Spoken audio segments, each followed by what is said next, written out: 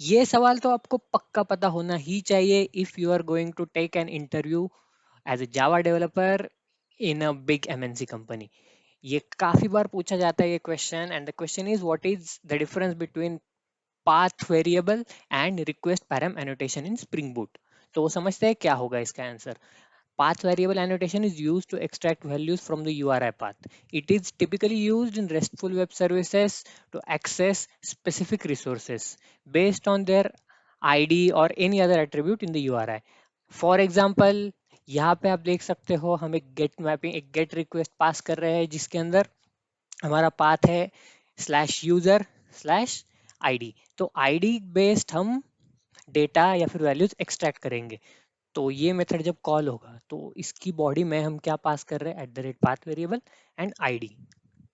तो जब हम ये रिक्वेस्ट कॉल करेंगे get slash user slash ID की जगह पे हमने डाला 10, तो हमारा आउटपुट होगा यूजर आईडी दैट इज 10। सो ये हो गया हमारे पाथ वेरिएबल के लिए। अब समझते हैं कि रिक्वेस्ट पैरम क्या होता है। So request param is use to extract query parameters from the URI.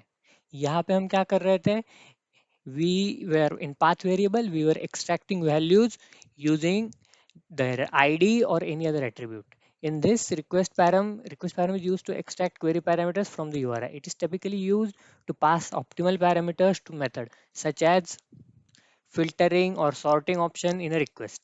तो यहाँ पे आप देख सकते हो एक एग्जांपल, हम एक गेट रिक्वेस्ट पास कर रहे हैं जिसका पाथ है slash users, and we in this body we have at the request param annotation, and we are accepting name which is type string as a value।